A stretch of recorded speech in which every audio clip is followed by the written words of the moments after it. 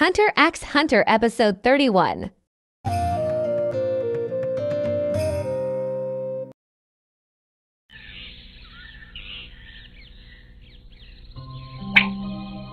Masyado naman yatang madaling natapos ang Hunter exam. Oo. Pero masaya ka ba sa pagpasa mo bilang Hunter? Siguradong mawawalan ka na ng libangan sa susunod na taon. Hindi problema yun. Nakakita na ako ng bagong libangan na mas masaya kaysa sa Hunter exam. Kaya wag mo akong alalahanin. Ito ba? Oo, nabali kanina. Siya ang may gawa niyan? Nakakatuwa siya. Ngayon naiintindihan ko na kung bakit gustong-gusto mo siyang panoorin. Sigurado ka? Sa tingin ko'y magiging malaking problema ang batang yan. Kaya kung ako sa'yo, tatapusin ko na siya. Sigo na magiging target ko. Kaya kahit sino ka pa, kapag dumampi ang kamay mo sa kanya, ay hindi kita lulubayan. Alam ko yan.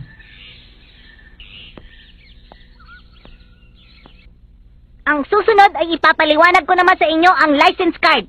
Kapag ginamit ninyo ito, maaari kayong pumasok sa 70% ng mga bansang hindi basta-basta mapapasok ng isang ordinaryong sibilyan. 75% ng mga pampublikong sasakyan sa bawat bansang yon ay pwede kayong sumakay ng walang bayad. Maaari din kayong humiram ng pera sa bangko, kagaya ng malalaking kumpanya. Sa madaling salita, kapag meron kayo dito, ay marami kayong magagawa. Kaya ang masasabi ko lang sa inyo, talagang mahalaga ang license card na pag-aari ninyo. Ngayon, ipapaliwanag ko naman ang lahat ng detalye at kung paano gamitin ang license card na yan. Ang license card ay gawa sa mga makabagong teknolohiya, kaya hindi yan maaaring gayahin ng kahit na sino pa man. Ang kaisa-isang taong nakakaalam kung nasan si Killua ay ang lalaking yun. Pero siguradong aalis na siya bukas sa lugar na to. Kailangan pilitin ko siyang magsalita ngayon.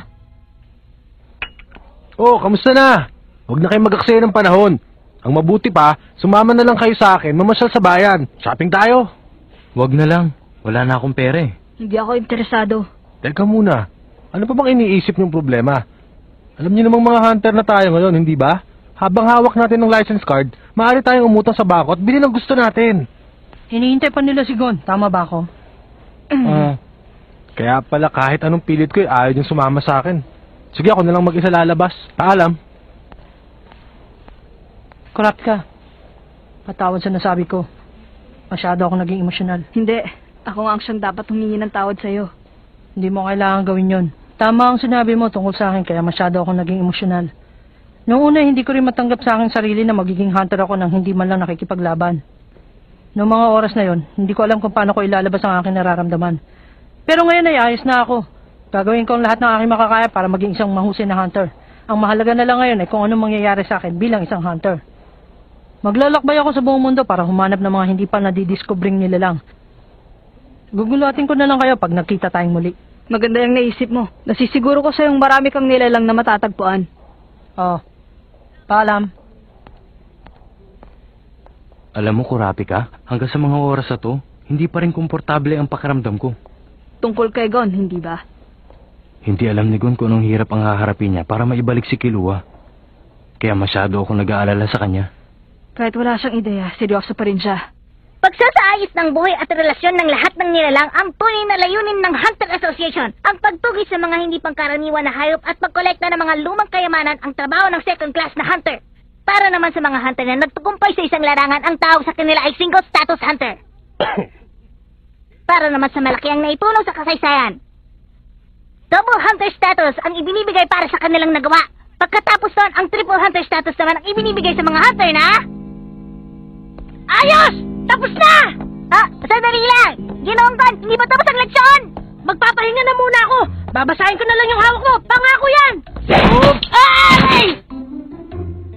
Maaari mo ba sabihin ko ano ang pinaka-importanting bagay para sa mga baguhang hunter na katulad mo? Ha? Kung talagang nakinig ka sa mga sinabi niya, sigurado masasagot mo ang tanong ko. Mukha yatang kailangan pa niyang ulitin ang lahat ng sinabi niya para lamang maintindihan mo.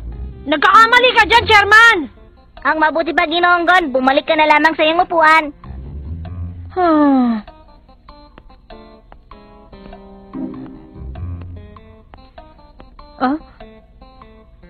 Ang pagpasa sa pagsusulit ng Hunter Association ay simula pa lamang ng lahat. Ang mahalaga sa lahat ay kung anong magagawa mo kapag ikaw ay isang hunter na. Tama ba? Ginong Chairman. Maaari ka nang umalis. Mabuti na lang at naalala ko yung mga sinabi ni Ginoong Satotsu. Maraming salamat, sinagip niyo ako. Huh? Sige, makikiraan po. Napakahirap talagang pigilan ng batang yan. Opo, ang lahat ng mga bagong hunter na kapapasa pa lamang ay maaaring manatili sa ikatlong palapag ng annex ng gusaling ito. Maraming salamat. Wala na akong panahon para mag-isip ng plano. Kailangan ko ng umaksyon. Ha? Sandali lang! Lalabas ako! Ibukas niyo to! Sandali! Gitara ko no! Sandali, Gon! Yoryo! Kurampi ka! Alam mo naman kahit ano pang gawin mo, ay hindi sasabihin sa'yo ng taong yan kung nasan si Kilua. At kung sakali man sabihin niya sa'yo, mailalay mo ba sa kanila si Kilua na nag-iisa? Kaya nga gusto ko subukan eh! Malalagay sa panganib ang buhay mo kapag nakalaban mo ang pamilya nila. Alam mo naman yun, hindi ba? Oo, alam ko yun. Ay, ano bang alam mo dyan? Meron ka pang pamilyang uuwian, hindi ba? Matagal mo nang pinapangarap na magkita kayo ng iyong ama. Ano ba talagang pumasok sa kokote mo at sasayangin mo pa ang pagkakataon na makitang muli ang iyong pamilya at hanapin ang iyong ama? Huminahon ka't mag-isip. Kung talagang umalis dito si Kilua dahil sa kanyang kagustuhan, wala tayong pagtatalunan, Yoryo. Pero hindi ganun na nakita ko sa mukha niya. Tama ka. Wala nga si Kilua sa kanyang sarili. Parang hindi bukas sa kanyang looban ang ginawa niya dahil kontrolado siya ng kanyang kuya. Kaya lang, sinabi nga sa atin ni Chairman Netero, iniisip lang natin ang bagay na yun at wala tayong ebidensya. Hindi ko kailangan ng ebidensya para magtiwala sa kaibigan. Pupusta ako na hindi na magbabagong isip niya. Kahit mapahamak pa siya. Tama ka, Leorio.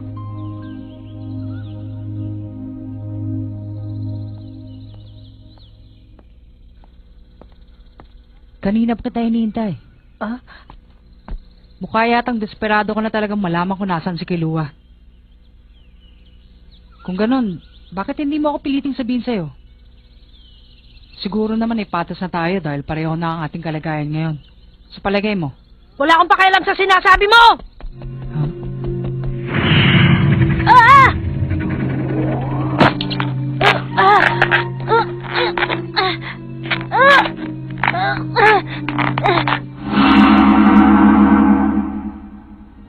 Ganito rin ang naramdaman ko noon. Ibang klaseng takot.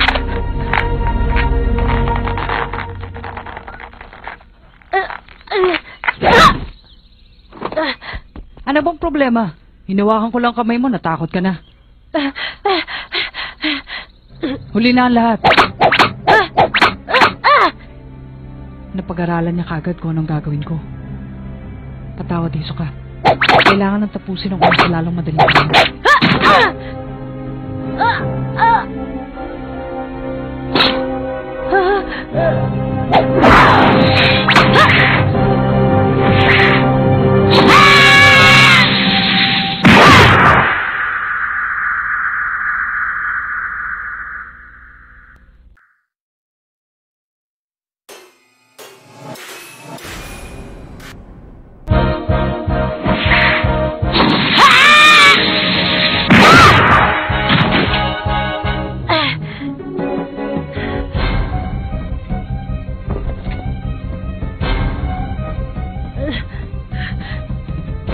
Masasabi kong mahusay na ang kapatid kong si Kilua bilang isang professional. Pero kung kakaya sa pakikipaglaban ng pag-uusapan, nagustuhan ko ang pinakita mo sa akin, bata. Tigilan mo na ako! Nasaan ba si Kilua? Hindi na mahalaga kung nasaan pa si Kilua. Tinanggap na niya ang payo ko sa kanya na hindi niya talaga kailangan ng kaibigan. Bilang katibayan, iniwan niya dito ang 3 malapit sa kanya. Hindi niya kagustuhan yon. Tatanungin ko siya pag nagkita na kami! Wag na. Wala nang panahon para itanong pa sa kanya. Dahil sa susunod na gagawin ko, sigurado hindi ka na makakaligtas.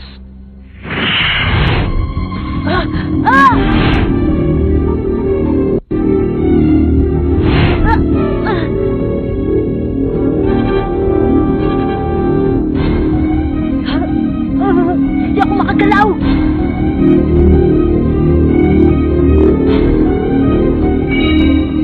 Ito ang sasabihin ko kay Kilua. Ang dati niyang kaibigan, wala na sa mundong ito.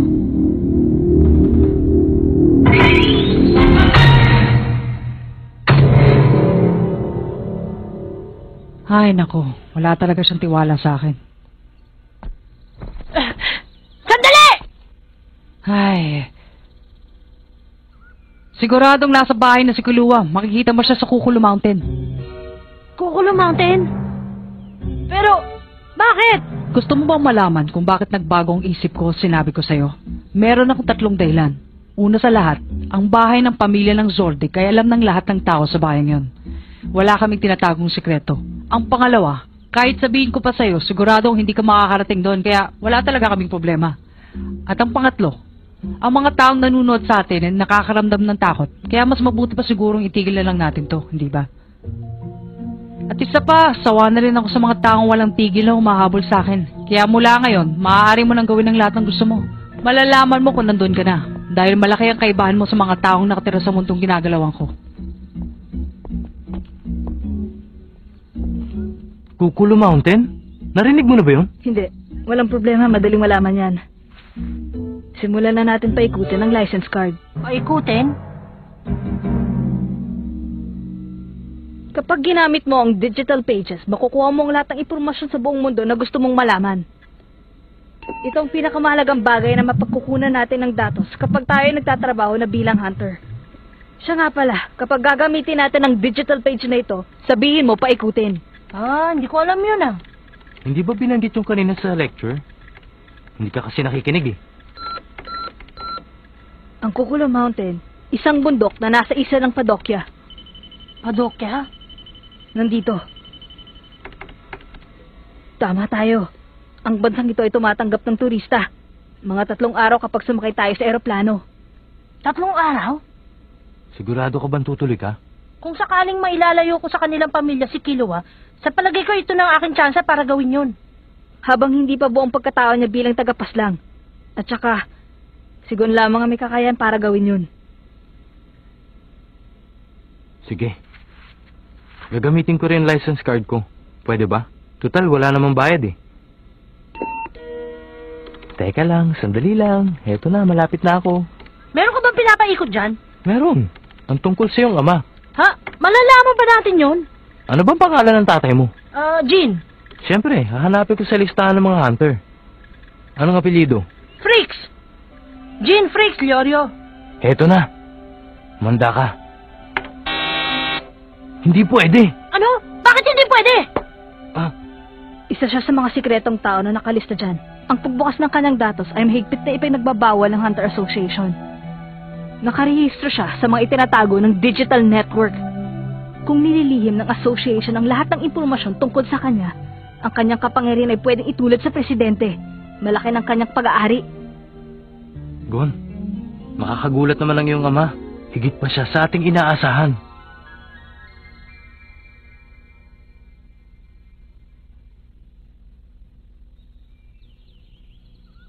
Magandang umaga po sa inyong lahat! Ang mga bagong hunter at mga miyembro ng West, inaanyayahan ko po kayo dito sa reception hall. Sandali lang ah. Ginoong Satotsu, meron ako itatanong. Alam po ba niyo kung ano ito?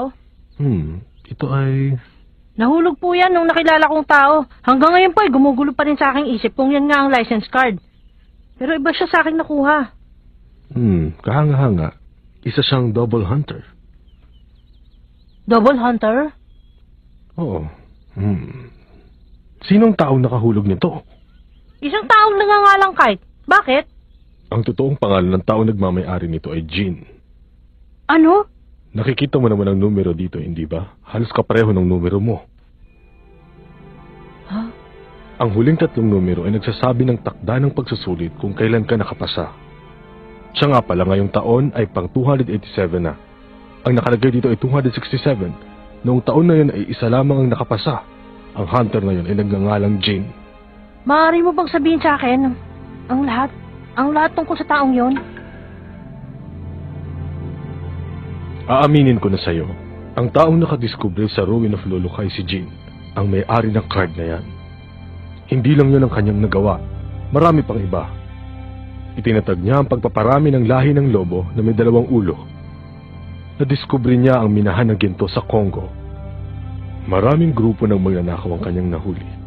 Ang trabaho niya bilang hunter ay walang limitasyon. Ang kanyang mga nagawa ay maaaring ihambing sa pinakamagaling na triple hunter. Pero yun lang ang alam namin tungkol sa kanya. Lahat na yata ng paraan ay ginawa ko makita lamang siya. Siya ay isang misteryo. Pero, ang double hunter card na ito ay galing sa aking ama. Gon, magsisimula na. Oh! Maraming salamat, Ginoong Satotsu. Wala yun. Ginonggon? Ha? Wala. Sige! Ibang klase ang kanyang kapangyarihan. Hindi ko mapigilan ang aking sarili na tulungan siya. Ginoong Satotsu, muntik ka na kanina. Oo. Buti na lang at tinawag siya Ginoong Glorio. Kahit hawak niya na ngayon ang license card, para lamang siyang nagkaroon ng permit. Ang hunter exam ay nasa aktwal na buhay. Muntik na akong madulas kanina. Magandang gabi sa inyong lahat. Ito na ang huling araw ninyo, kaya magpakasaya na kayo. Sige, tama yan. Say cheese! Ayos! Kung ganito lang lagi ang gagawin nila, sana kunin ulit nila ako sa isang taon. Makinig ka nga. Total, isa ka ng gourmet hunter. Pwede ba ayusin mo yung asal mo? Kaya ka naman sa mga tao dito. Sandali lang, sino kaya nakakahiya sa amin dalawa?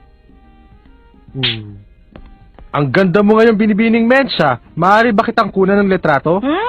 Bastos ka talaga! Ano akala mo sa akin? Ano kunan ng litrato? Bago ka umalis, tuturuan mo na kita ng leksyon para matuto kang gumana sa mga babae! Sandali lang. Say cheese! Cheese! Cheese! Cheese! Sigurado kayo. Hihiwalay kayong dalawa sa kaibigan ninyong si Gon. Mag-aaral na lang uli ako. Itutuloy ko ang medisina. Kapag ginamit ko ang license card, siguradong hindi na ako magbabayad. Ikaw, Kurapika. Ako, siguro maghahanap ako ng trabaho para lalo ko pang mainsayo ang pagiging blacklist hunter ko. Kung gano'n, ito na pala ang huling gabi ng pagsasaluhan ninyong magkakaibigan. Ngayong nakapasa na ako sa hunter exam, kailangan bumalik na agad sa Whale Island para sabihin kay Tia Mito. Kaya lang, patawad. Pero pupuntahan ko muna ang lugar na yon.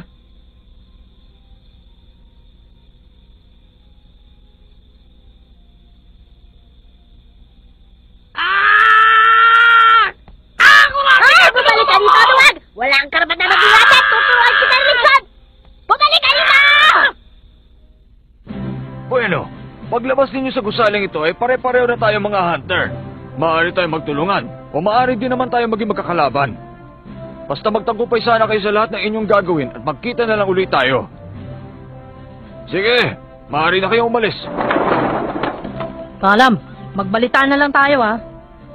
Sa sandaling panahon, para ang tagal na ng ating pinagsamahan. Siya nga pala. Kung mapapadaan kayo sa aming bansa, sabihin niyo agad sa akin. Papasyal ko kayo sa pinakamagandang lugar doon.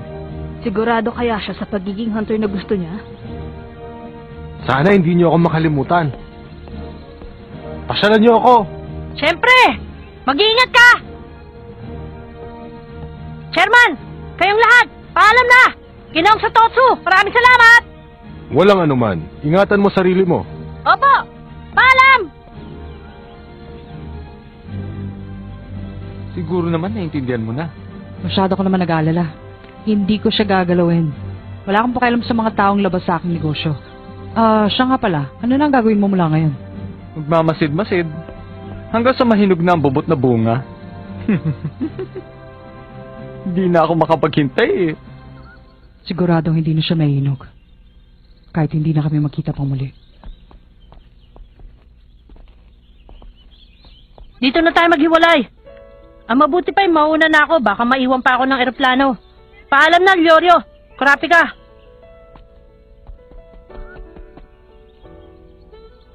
Maraming salamat sa lahat ng nagawa nyo. Masaya ako't nagkakilala tayo.